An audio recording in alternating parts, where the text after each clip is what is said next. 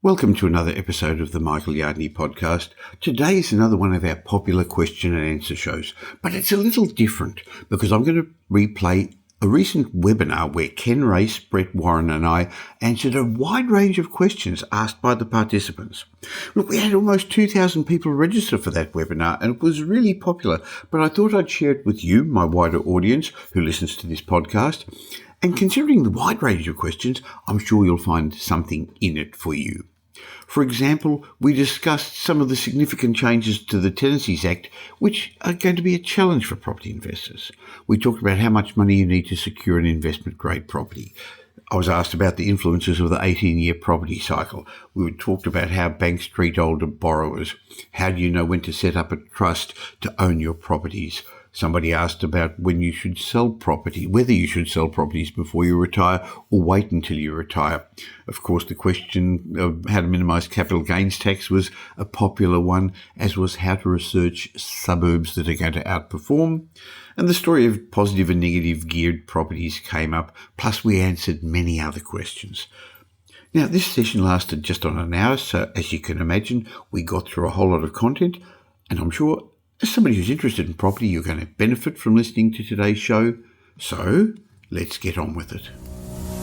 Welcome to the Michael Yardney podcast, where twice each week you will learn a number of new ideas regarding success, property investment and money in around 30 minutes. Our show is brought to you by Metropole, who specialise in helping you grow, protect and pass on your wealth through strategic property and wealth advice. Now here's your host, Michael Yardney, Australia's authority in wealth creation through property, who has been voted one of Australia's top 50 most influential thought leaders. And I'd like to introduce our guest. We've got Ken Race here, who is the Director of Metropole Wealth Advisory. What there isn't to know about property and tax, Ken probably doesn't need to know. He's one of Australia's most experienced people. He's also an author of a great book, and he helps a lot of our high net worth clients get those complex structures and property management right. And of course, Michael needs no introduction. Award-winning author, and like I said, close to 50 decades of experience. So welcome, gentlemen. Decades, not 50 decades. Sorry, I added a zero. What's a zero between friends, Michael? Yeah. So welcome, guys. I'm really looking forward to this. Michael, you're in the hot seat first, I believe. So let's things off. Let's get straight into it with a question from Linda Sellers. With the upcoming changes in the Tenancies Act, which is expected to further favour the tenant, move more towards the tenant than the landlord, will there be likely to be more, instigate a mass exit of property investors from Victoria? And if so, would buying property in Queensland, the CBD, Gold Coast, regional areas, Darling Downs, be a safer long-term investment? Michael, your thoughts?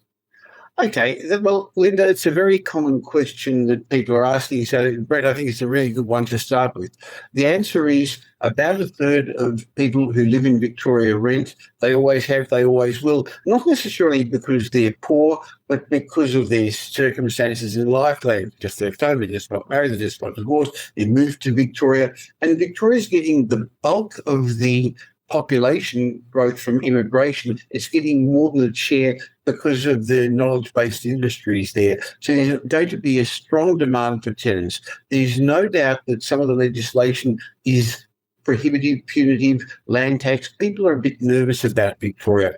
And so there's no doubt that people with a short-term perspective are now thinking maybe I shouldn't get in, or those already in and wondering, should I get out?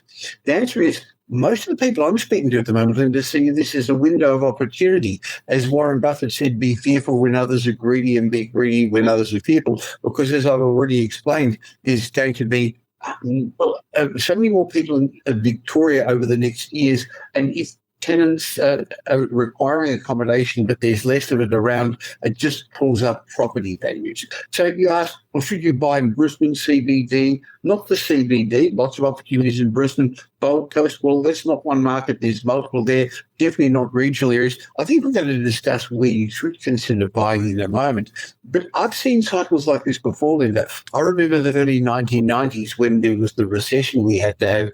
Victoria's state economy was doing terribly, and there was a joke going around, the last person leaving Victoria, please turn the lights out.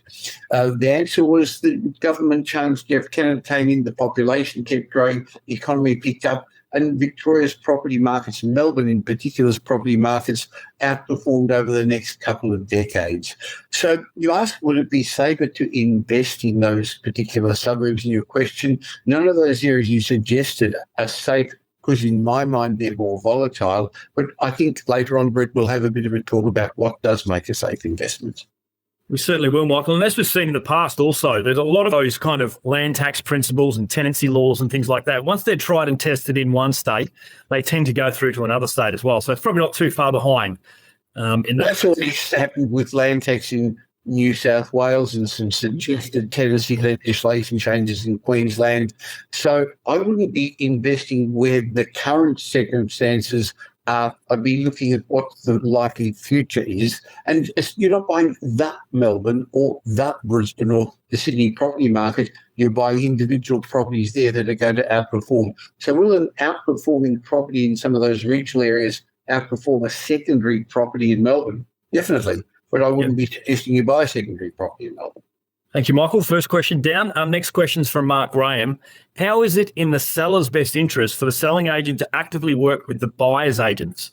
If privacy was an issue, couldn't selling agents maintain lists of potential buyers themselves? Okay, you're giving me two in a row. We're not giving any to Ken at the moment. That's okay. Ken can hit the next one. So the question is it in the seller's interest for a selling agent to work with a buyer's agent? The selling agent's role is to get the highest, best price for their vendor, the seller. Buyer's agent's role is to negotiate the right property and at the most appropriate price for the buyer. So yes, they are at opposite ends. The thing is, though, Brett, that most buyer's agents are experienced negotiators. Gee, there's a whole group of young ones who have done a weekend course and think they know how to negotiate, and they're shark bait for the selling agents. Yes. But so are the average buyers. Home buyers in particular get emotional, so do investors. And on that basis, it is useful having somebody on their side levelling the playing field. So the question is, how is it in the seller's best interest for selling agents to actively work with buyer's agents? It's not. But if you're the buyer, that doesn't matter. You want somebody to look after you. Thank you, Michael. I'll let you have a drink, catch your breath. Ken, before you not off there, a great question from Brad Gorman. At what point in an investment journey should you start setting up ownership structures? Early, knowing that one day it should hopefully be a significant portfolio, or wait until it's large enough portfolio size to warrant having it managed in an effective structure? Yeah, great question, Brad.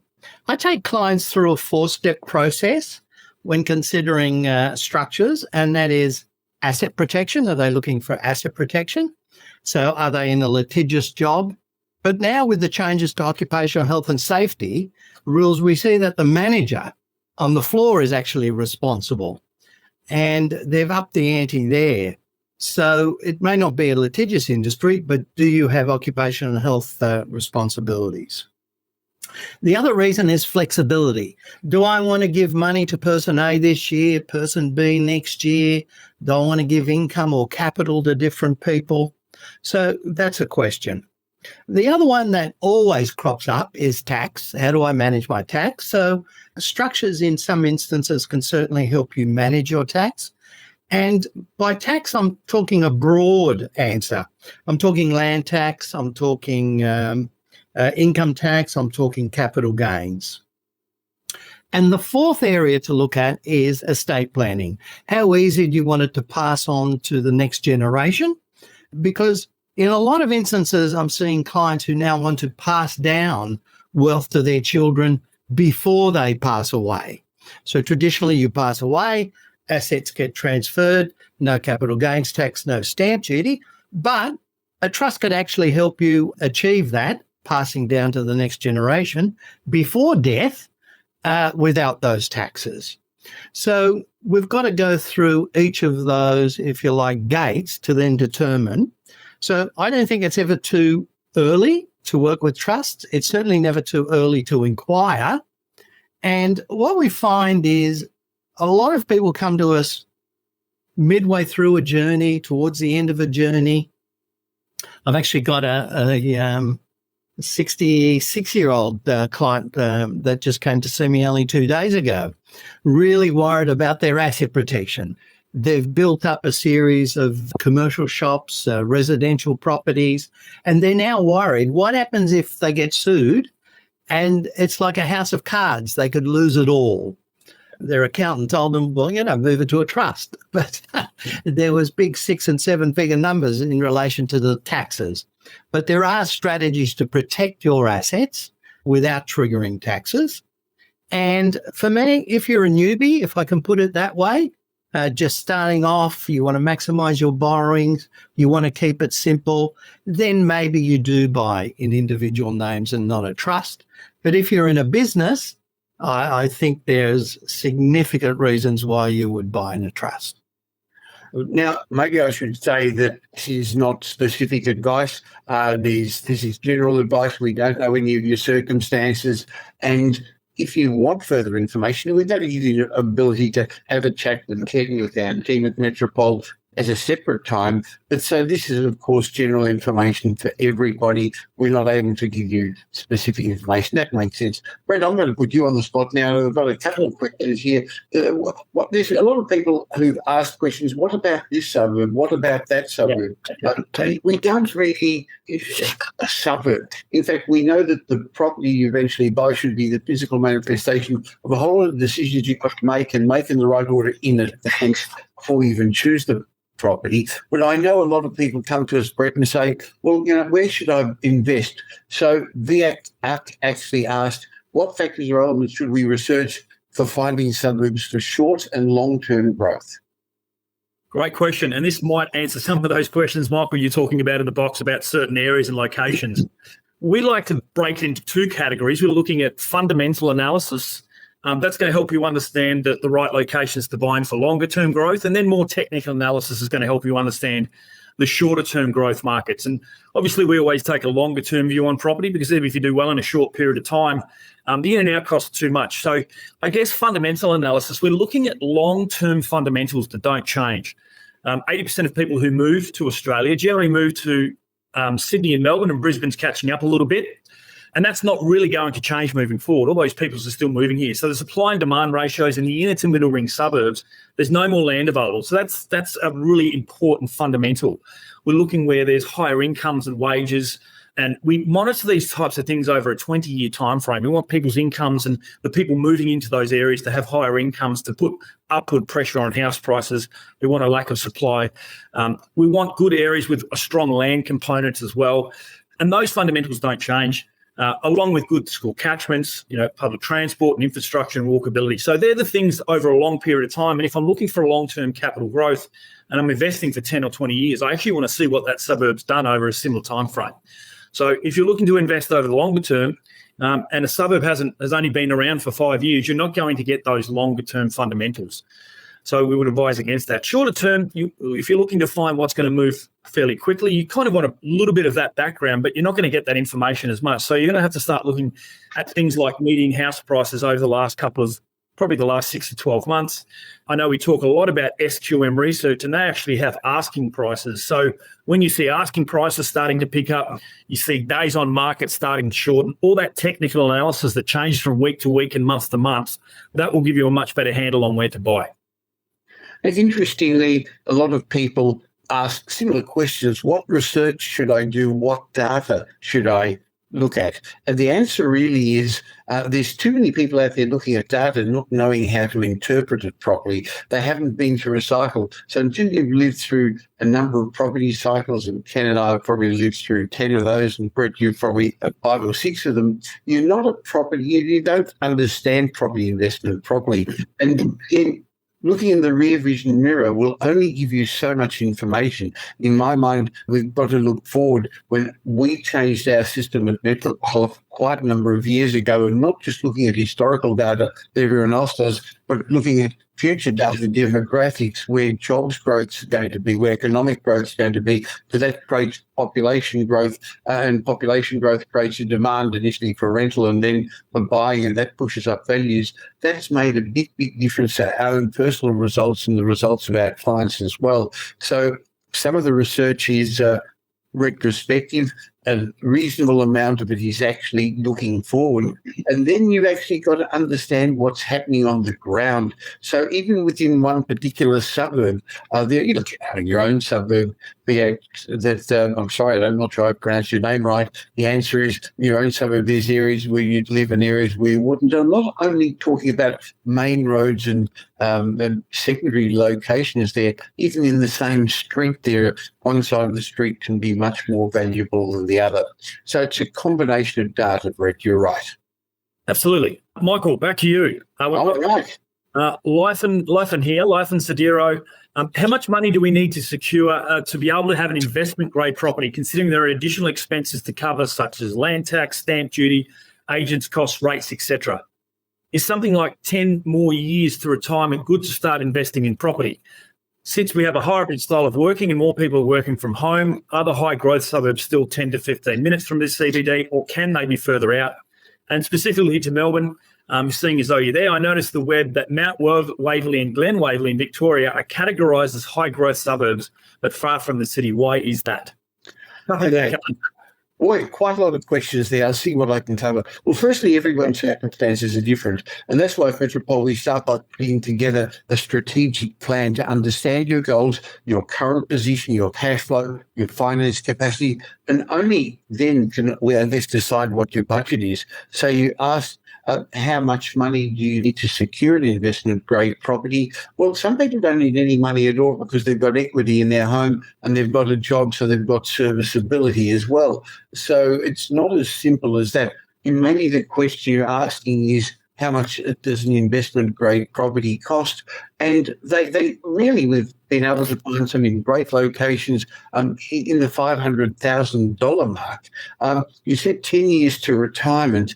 It's leaving it late, unfortunately, Lythan, but it's not too late.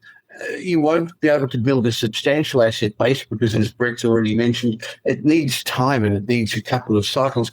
But it's still better to start now than not at all. But it means you've got to be much more careful. You can't afford to get it wrong. You can't afford to speculate. We know that 50% of those people who get into a property investment sell up in the first 5 years, now getting even in a shorter period of time, a lot of people, according to the CoreLogic's Pain and Gain report. So my advice for you, the biggest investment you can get is get a good team around you, one that doesn't sell property, one that hasn't got a vested interest to help you plan the next 10 years of your working life.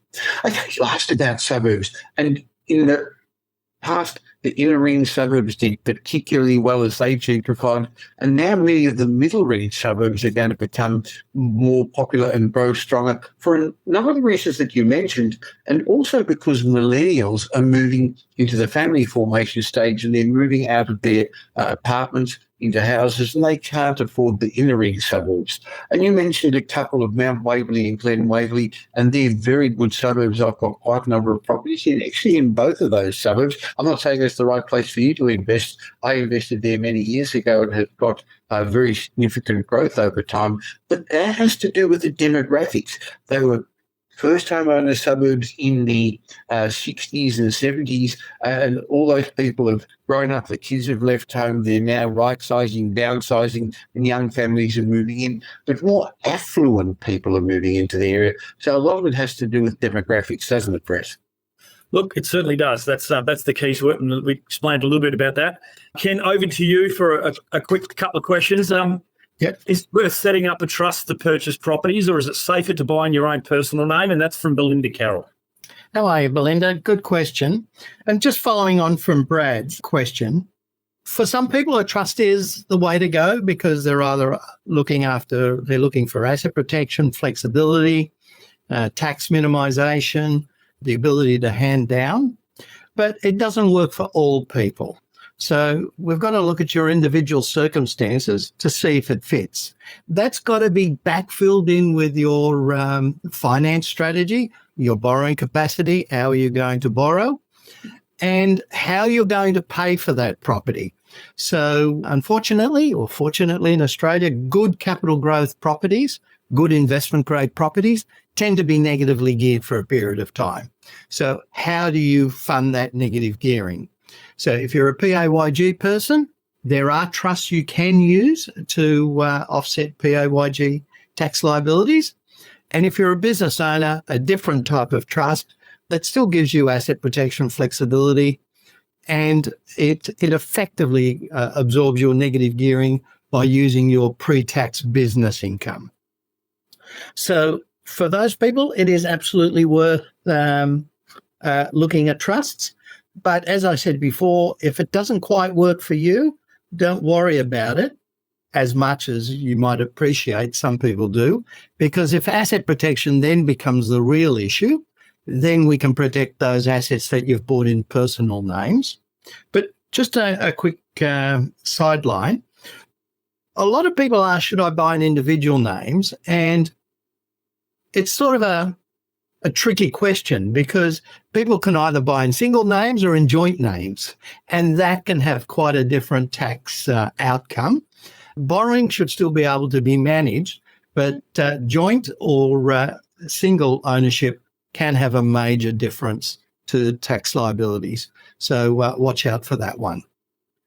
Okay, let me throw it at you again then, Brett. Sure. Shireen Newman asks, what are some of the options when you can't afford a good quality investment properties that you're after? For example, you want to buy a house with a good land component, however, you want to avoid strata fees, but can't afford a townhouse or an apartment. A common question, Brett. It is a really common question, especially as house prices and start to push up, and people think, well, should I move further out or should I stay where I am? The key word you mentioned there, Michael, was land component. If we change that word to land value, I think the answer becomes a bit more understandable, because the further you move out, the land becomes less valuable, and the land to asset ratio, starts to decrease. And obviously, naturally, if you're going to decide between a house and an apartment or a townhouse in the same suburb, a house is going to win every day of the week. But if you're starting to look at a property of $700,000 or $800,000, and now all of a sudden you get the choice between a house, 30 or 40 kilometres from the city, or a small boutique apartment or townhouse, which actually does have a land component, doesn't it? You've got maybe 6 or 8 in the complex. You don't buy the ones with 100 in the complex where there's a very little land component and land value. But quite often those valuable sites, those big land sites, had been purchased and bought out previously. So they still do have a land component. There is some kind of value there. So if you look at it like that, and you look at it as the land value, because at the end of the day, it's the land that appreciates in value, then you start to look at an apartment or a townhouse that would actually make sense. And I know, there's those kind of case studies and things like that as well. I actually know that the latest podcast, Michael, I listened to with yourself and Stuart Weems on the podcast for us, it was quite good as well. So maybe the guys listening can also check that out. If you don't already do it, subscribe to the Michael Yardney podcast for 2 reasons. We're going to be doing, because we can't handle all the questions today, we'll do a Q&A session and maybe on a more regular basis, considering how many tons of questions we got for this on the podcast as well as the webinar. So the podcast you can listen to at your leisure, and you'll get a replay of this anyway, everyone who's registered to come on. Stuart came up with some very strong arguments that it's better to buy a quality property close to the CBD, and he had evidence-based approach to that, whether it's a family-friendly apartment or a townhouse, rather than the secondary property a lot further out, Chris. Definitely. We've been talking about property cycles, Michael. The next question is about a property cycle. It's from Robert Proon. Hi, Robert. I know Robert fairly well. Hello, Robert. Haven't spoken to you for a long time. Thanks for your question. Yeah. What influence will the 18-year cycle have on property prices in the years ahead? Okay. I'm going to say something a number of people are going to disagree with. Ken's laughing as well. There's no doubt that housing markets move in cycles. I've witnessed that over the 5 decades I've been investing, and I've written a lot about it over the years. I don't believe in the 18-year property cycle. I don't think it's relevant in Australia, Robert, even though I know there are people out there, there are blogs out there, there's whole websites about that. In fact, our cycles are getting shorter and shorter, and over the last little while have been peaking every 4 years or so. Now, the 18-year cycle, for those who don't know about it, was a theory that initially came out in the United Kingdom, and some argue global property markets are run the same way, that it takes 18 years, 4 years of declining or static prices followed by 14 years of growth. It's a theory that was famously put forward by an economist called Fred Harrison, who argues that prices tend to rise until they become unaffordable relative to income and then correct downwards or stay static. Sometimes it's associated with an economic recession until incomes catch up and the economy recovers. And I think Ken's looking at this carefully and agreeing. I mean, that's how the cycle happens. But I think it's happening much, much more quickly nowadays, Ken, don't you? Absolutely. And I'm also seeing a divergence in the cycles, the peaks to troughs, depending on the geography you're in. Yes. I.e. what state you're in. Yes. So that has a big impact and bearing on it as well. But they're definitely getting shorter. So I think it's useful to have a framework of a cycle and understand the property markets move in cycles, knowing that each upturn sets itself up for the next either flat phase or slight downturn. And the upturns tend to be pushed up by investors speculating, and the downturns tend to happen when investors pull out of the market a bit. But of course, there's a whole lot of other factors as well. The interplay of government policies, global economic conditions, social trends, and these all mean that some cycles are made longer, others are shorter. As Ken said, there's not one property cycle in Australia currently. Each state's in a different stage of the cycle, and even sub-markets, Robert, within each state are at different stages of the cycle. So I don't try and predict cycles. Either I expect there's going to be changes. Just look at some of the factors that affected our property cycle, Robert, over the last couple of years. COVID impact, the global pandemic disrupted the economic patterns. Booming migration. Who would have thought that we'd have 600,000 people coming in? Rising interest rates, new construction not being financially viable, many builders going broke. And then there's all the government policies, tax incentives, interest rate changes, housing subsidies. So cycles are affected by the supply and demand that the 18-year cycle was initially mentioning, but there's too many other factors and they're happening very, very quickly. So don't try and predict them, but understand they're happening, and they're becoming much quicker. I learned about the 7-year cycle when I first started studying economics and property, and they don't last as long as that this time around, Ken, do they? No. Thanks, guys. Look, we're about halfway through at the moment, so welcome to all those who are still joining us and those who are logging on. We can continually see you coming in. Just a quick reminder, we won't be able to get to your specific questions today, but if you change over to the Q&A only section and pop your questions in there, we will certainly make an effort to get in contact, and we'll also maybe put that into the next webinar as well. So keep those coming. It's great. Maybe I should just suggest something if people want their specific questions answered, Brett, because some people are going to want specific advice. So at the beginning of this, you didn't say what everyone else seems to say, turn off your phones. I'm actually saying turn on your phones and scan this QR code. And if you scan this QR code and leave us your details, we'll get back to you, and we're happy to have an obligation-free chat, and you'll have a chat with one of our team, and if appropriate, one of Ken's teams or Ken personally as well, to help you understand what your options are in this market. And by the way, if it doesn't work, if we can't help you, that's okay as well. But many of you know about Metropole. We're much more than the buyer's agent. We help you safely outperform the markets and grow intergenerational wealth by giving strategic property and wealth advice. And I think you can see here that there's people who've been around the cycles a number of times. So while we're going to keep talking for another half an hour about your questions, and thank you, you've left a lot, and we'll keep a track of those, and we will do this again because, boy, this has been very popular. Hundreds and hundreds of people have registered, on 1,000, and there's hundreds already online now.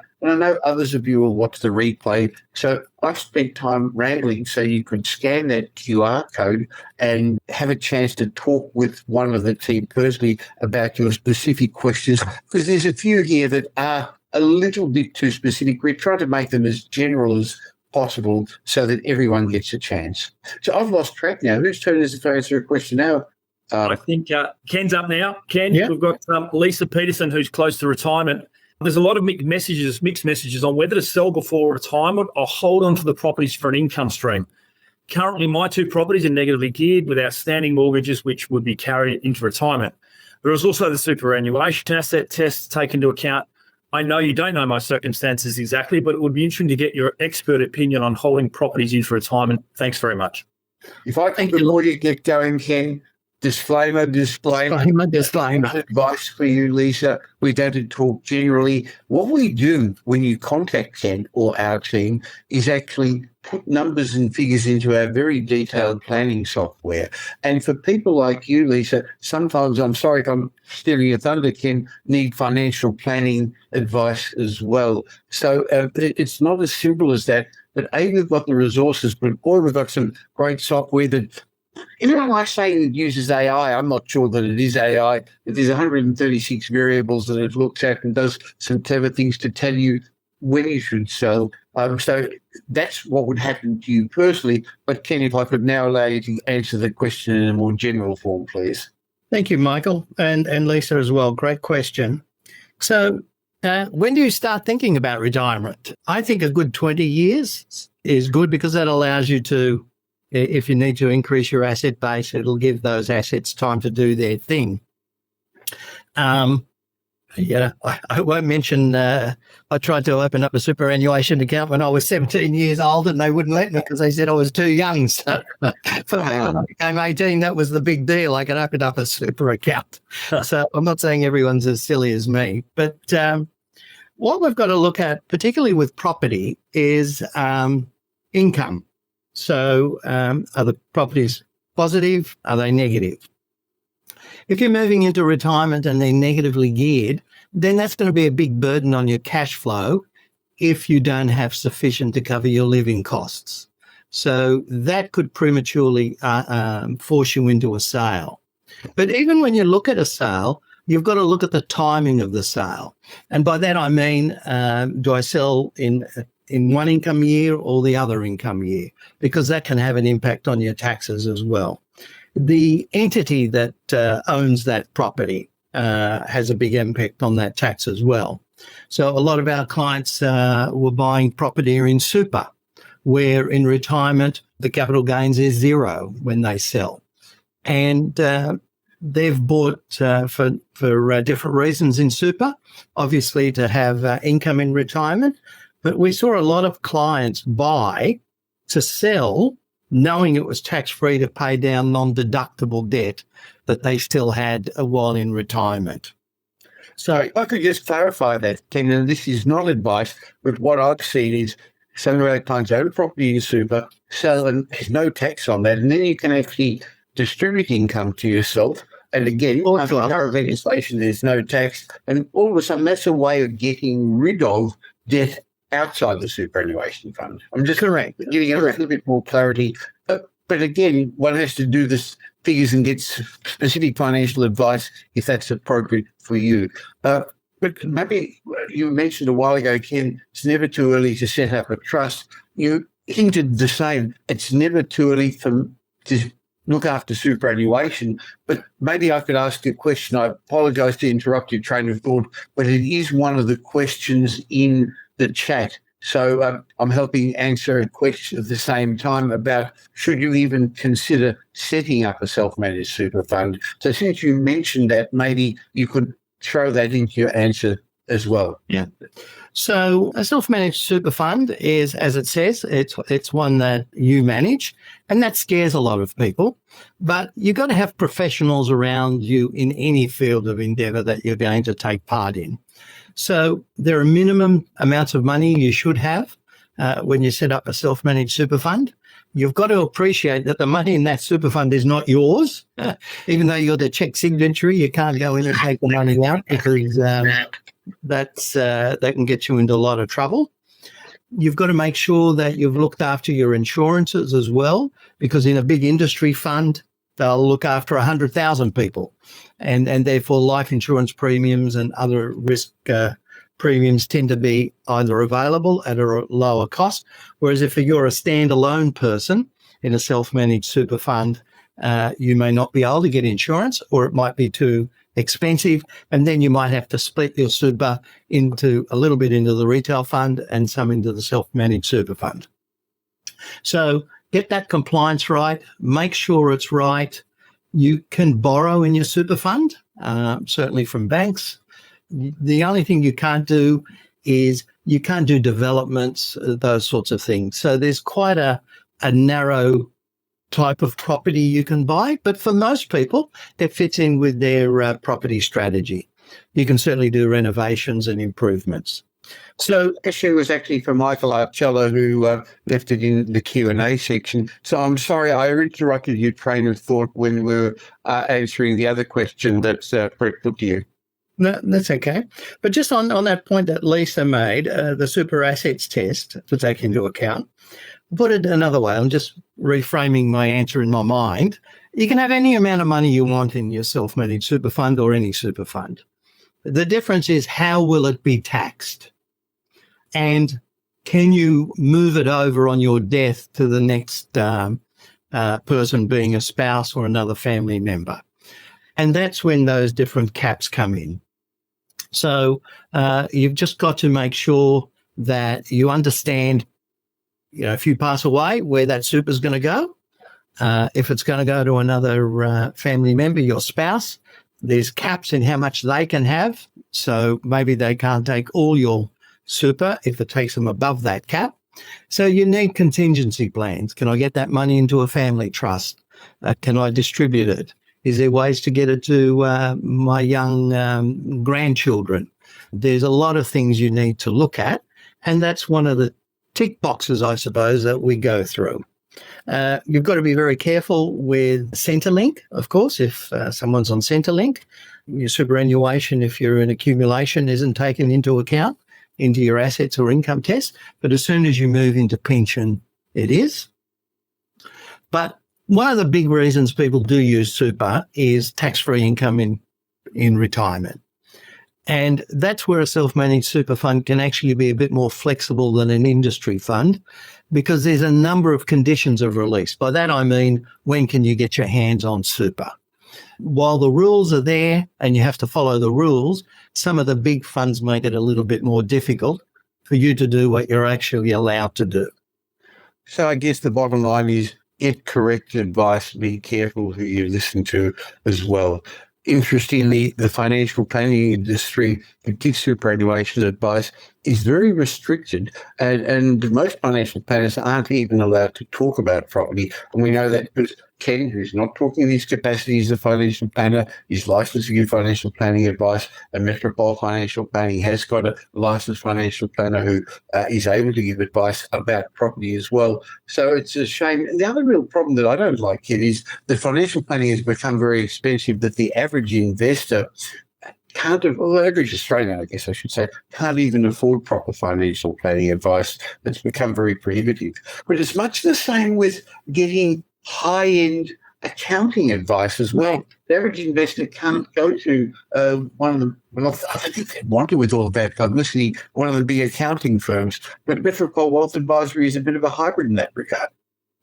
That's right. We spent a lot of time creating that financial planning business because we love property, if you like, at Metropole. I didn't know how to put it unemotionally. We love property. So we had to find somebody in the financial planning space who had similar position as us. And certainly we've done that. The other thing is you've got to be able to work with a financial planner who can take your property portfolio into account when they're giving you financial planning advice and actually help you understand how your retirement income is going to occur while you still maintain a property portfolio plus other income. That was a big difference that we had to work through, how to have financial planning advice through somebody who also loves property. Now, there's been a couple of questions in the Q&A section there. And interestingly, they're coming out as private, so I don't think other people can see them. And that's good because there were some names attached to it. Somebody in New South Wales, I won't mention your name, who's inherited a property and wanted specific advice because of the siblings and your solicitors, a question about that. And there's another person who's interested in development and buying and selling. If you're looking for specific advice for yourselves, my suggestion is have a chat with the team at Metropole. And again, we're not going to give you free specific advice. I want to be really, really clear. But what we're going to do is actually understand what you want, see what you want to go, see if we can help you, and then tell you what we could do. And if you want to, we'd love to help you. We help beginning investors. We help many experienced investors as well. Just scan that QR code and leave us your details, and we'd love to have a chat with you. And for those of you who are listening to this rather than viewing this, just go to metropole.com.au and leave us your details, and we'd love to have a chat with you as well. Now, Brett, there's quite a few questions. One that we knew was going to come up, and I'll use Dale Morris because he's one of the people who left this in the initial when he registered. The question about positively versus negatively geared properties. He asked, can you tell the pros and cons of both and how to best strategize the transition from negative to positive? Thanks for your question, Dale. Yeah, thanks, Dale. And this is a very, very common question, particularly at this point in time. We've had record low interest rates for a long period of time, and our interest rates have skyrocketed compared to what they were, and those holding costs are starting to increase. There's cost of living pressures and rental situations and things like that as well. So choosing between positively and negatively geared properties depends on the investor's financial situation, their risk tolerance, and investment goals. Positively geared properties generally offer immediate cash flow. There's no holding cost there and reduced financial stress, but they may come with higher taxes and, from what we've seen, significantly slower capital growth, whereas negatively geared properties, on the other hand, provide significant tax benefits and potential for more capital growth, but they require a longer-term commitment and put a strain on financial pressure in the short term, as we spoke about. So, but just to clear things up, I guess, to start with, a property is not positively or negatively geared. It really comes down to the way it is financed. If you're putting down more of a deposit and less of a deposit, that's going to balance things. If you're looking at principal and interest or interest only, that'll also change things as well. So positively gearing and negatively gearing isn't really a strategy. And that's why it's really important that you start and work out where you'd like to be and where you'd like to get to, and then road test these types of opportunities along the way. Because what you'll find is the right property for all of us and the right property to buy is the one that gets you into the next property faster. And that's not going to happen with cash flow, unfortunately, because cash flow is taxed. It's going to happen with compounded leverage and capital growth. So it's critically important, out of all the elements and all the matrix and all the factors you can jiggle and play with, you don't play with capital growth. We've done this with our software that Michael spoke about before, of all the different elements you can change. So if you are struggling with holding costs and cash flow issues as well, there's little things that you can do. You could put down more of a deposit. You could take a longer-term loan.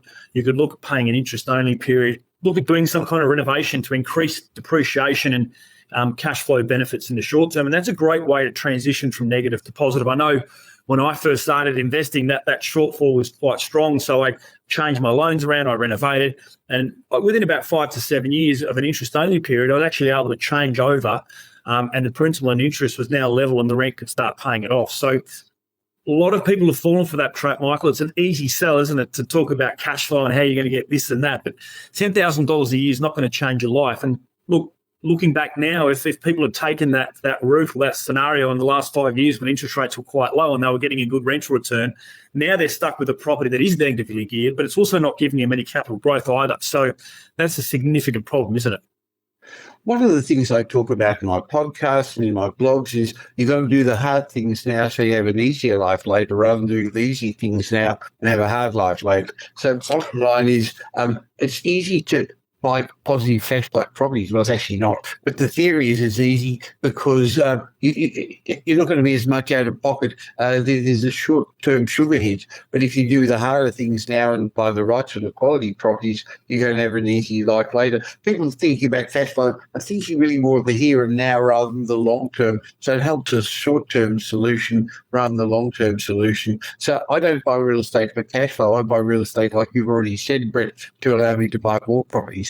I've actually just had a quick look while you were talking. You may have said I looked away. And thank you, George, Tony, Mike, Amalia, Robin, Eric. A number of people have actually already clicked on that QR code and left us their details so we can speak with them. And so it'll take a day or two, but we'll definitely get back to you to have a talk about your own personal situation. So just pull out your phone for a second, leave that there so we can take that photo and leave us your details so we can have a talk to you personally.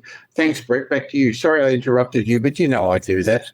No, that's okay. No problems. We're all doing the right thing here, and it's great to see people already kind of getting their questions answered, which is great, Michael. One for you while you're still there is from Emmanuel Loading.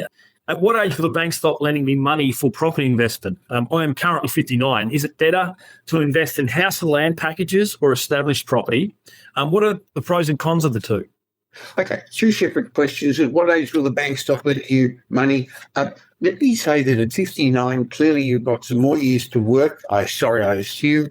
And so the banks are going to look at your age, but also your income and your serviceability. And when you stop working, your serviceability is based on income from maybe shares, from property, from other sources as well. So banks have changed their criteria after the global financial crisis, and they're much stricter. But I know people in their 70s who had 30-year loans, and I can assure you that they're unlikely to live till 30 years, another 30 years. So the banks, some banks are more friendly than others, and we don't suggest you go to a bank, but we use a small group of finance strategists, which are even different to mortgage brokers, because they know that the bank with one colour logo is going to be more friendly to you in your situation than the other. I also know that between now and when you retire, Emmanuel, the rules are going to change. I don't know whether you're going to be under negative gear or not. I don't know whether the banks are going to still keep lending you money. I don't know whether land tax is going to change another 5 times between now and then. All I know is between now and then, if you build a big asset base, you will have choices. And if you buy them in the right entities, if you buy quality properties, you'll have flexibility. And if you don't, you won't have choices. So there's Can I just say, Michael, just there, the other important thing that the bank wants to see is an exit strategy. So I think working with someone like Ken in that case, when you're kind of 5 or 10 years out from retirement, and pulling that together and actually showing the bank, look, I've got an exit strategy for this. I actually know what's going to happen. And they're a lot more inclined then, aren't they? Very much so. Remember, the average bank manager doesn't own any properties. The guy at the bank, and a lot of it's online now. You don't even go online, and you just have to tick check boxes, and that makes it very hard. And that's really why you need somebody on your side. But interestingly, about 70% of all loans today are generated through mortgage brokers. But again, you've got to find the right person. Brett, I'm going to throw the second half to you. Is it better to invest in house and land packages or established properties? What are the pros and cons? Well, let's start with the pros and cons. I mean, we've got a very strong bias towards established properties. They have a high land content. You can buy below replacement cost. We can also buy in areas where there's no more availability of land. So the supply of land and supply of properties are very, very, very tight. And there's a huge demand because you've got major employment hubs like CBDs, hospitals, education, airports, and things like that as well. So that's why we favour established properties. Further out, you've got those house and land packages that probably don't have that. They've got an abundance of land. They can do stage 1, stage 15, stage 20. But there are pros and there are benefits to buying those types of properties. I guess the big benefit is from an investment perspective, the depreciation side of things. You can get claim depreciation with brand new properties. People love to buy brand new things as well, don't they? I mean, they like to buy something that they can see. $1 million, I'd love to spend $1 million on a house that's beautiful, looks great, don't have to touch it, no maintenance, builder's warranties, all those kinds of things. Established properties are probably a little bit more worn and torn, and you're buying something secondhand and sometimes second rate as well. And you're also getting great rents and things like that as well. So there are certain benefits, but the benefits I see from those types of properties, the benefits you can actually get from established properties, if you have the right strategy, if you've got the right team around you, to actually unlock some of those depreciation, high cash flow benefits. But you're going to have much better success in those types of locations with an established property. Now, we've got just less than 10 minutes. So, Ken, I'm going to ask you to answer a question briefly. And again, if Andrew wants more personal information, no, I'm going to give you Pat's question because I think it's reasonably relevant. If he needs more information, he can speak to you personally. Could you please advise on some ways to minimise capital gains tax? Nobody likes paying capital gains tax. I don't know why. It's a wealth tax, and land tax is a wealth tax. So he asked, can you explain the 6-year rule when you lease out your home to tenants, but not buy another property, just rent and live somewhere else? What happens? So maybe the capital gains tax question first. There's really 2 forms of capital gains that we've got to look at. Is it generated from the sale of a business or from the sale of an investment asset? If it's from the sale of a business, there are numerous strategies to reduce taxes and to postpone them, even if you've made profits in the millions. If it's a capital gain on an investment, then you've got to look at 2 things. Did you buy that asset with the intention to keep it? And if you did and you held it more than 12 months, there's the 50% capital gains tax discount. So then you've got to say, what do I do with the rest? that's going to boil down to who owned that property. If it's a property we're talking about, can I distribute that amongst different people? There are some strategies that allow you to top up your concessional contributions into super. So please, I'm not suggesting you should do that. That's just part of the legislation. Certainly allows you to do that. And you would do that if your marginal tax rate on the remaining 50% is higher than the tax rate in the super fund. You can absorb capital losses with a capital gain. You can also absorb any other losses. So if you've got some negative gearing on some properties and you've sold one property with a capital gain, you can absorb those tax negative gearings against the capital gain on the property. So there's a number of things you can do, which is very specific to how you own that asset and what type of asset it is, a business versus an investment. The 6-year rule, that's a beauty. That, to me, is one of the gems that, as a taxpayer you would dream of, and some treasurer one day came up with it. I'll tell you a funny story. How did it come up with the 6-year rule? It was because they were trying to reduce the tax on politicians.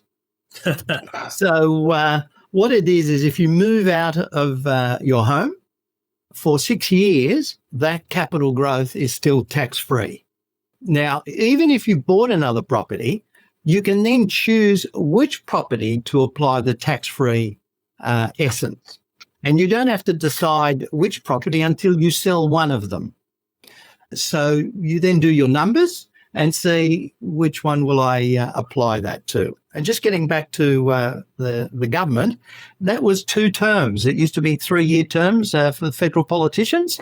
So if they had to move to Canberra, at least they could go there for 2 terms and know that they could sell their home tax-free. And is one of history, Ken. Jenny Sock, you're coming to Australia from New Zealand. You've left 2 questions in the Q&A section, so I'm going to help answer those. The first one was, what are the best top 3 upcoming suburbs in Melbourne for good investment over the next 5 years?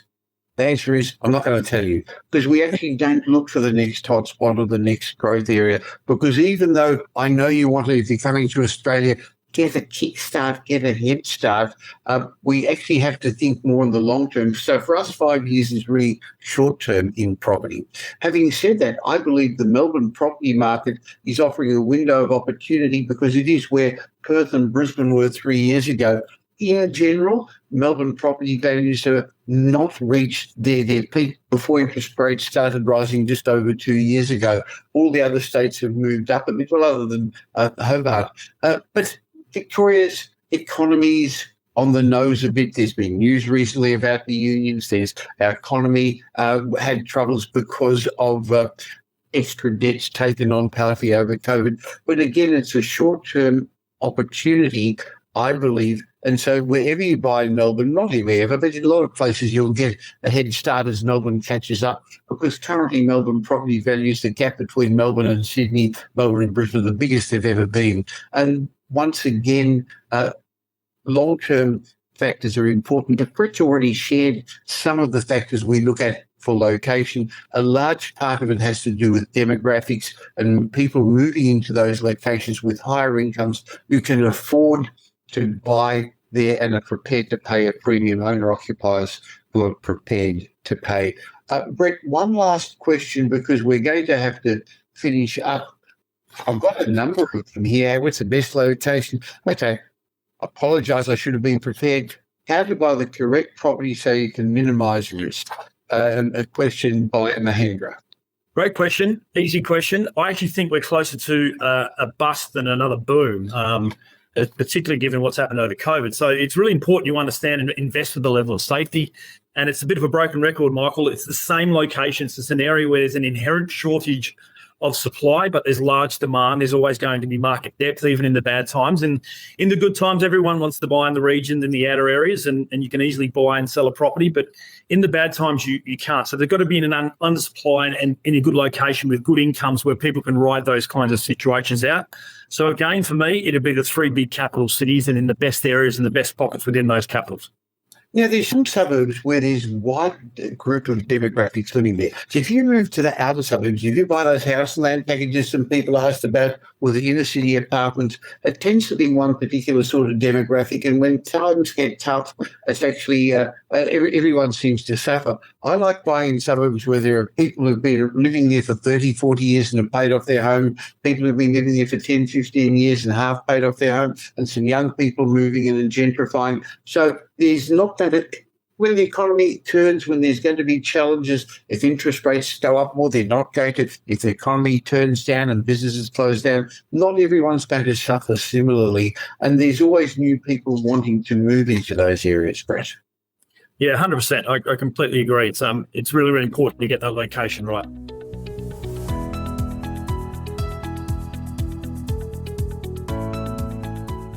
Thank you for spending the last little while with me. I hope you got some benefit from this show. Hey, but before you move on to the next podcast you're hoping to listen to, please let me remind you that I have another show that I produce once a week with leading demographer Simon Kirstenmacher that we call Demographics Decoded, where we unveil the trends that are going to shape your future.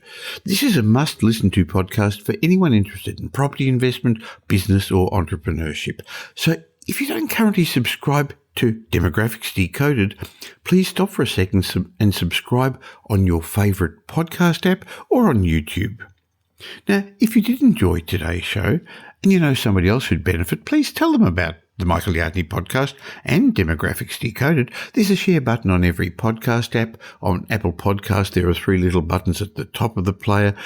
Or just talk to them, tell them about the Michael Yardney podcast. I hope you're going to be doing them a favour. You're definitely going to be doing me a favour in helping in my quest to make as many people as possible financially literate. Now, you can catch up with me in between these shows on social media, or you can join my private Facebook group. Just go to Facebook and look for the Property Update Facebook group.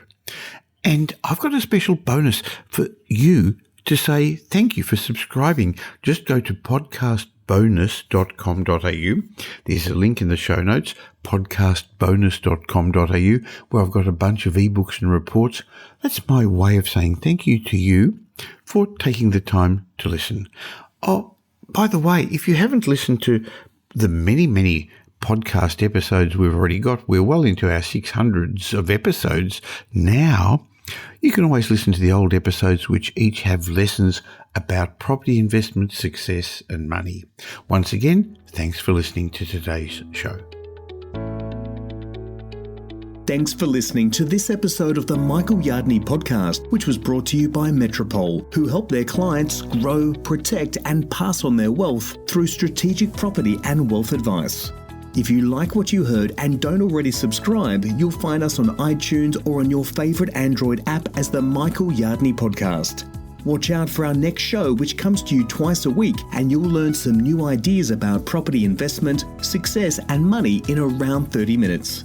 To get more of Michael's thoughts, go across to www.propertyupdate.com.au and sign up for his daily morning briefing, and you'll hear from not only Michael but a group of leading property success and money experts. And just a reminder that the information you heard in this show today is general educational advice and not specific investment advice, as we don't know your personal circumstances. If you're looking for specific advice, why not ask the team at Metropole to help you?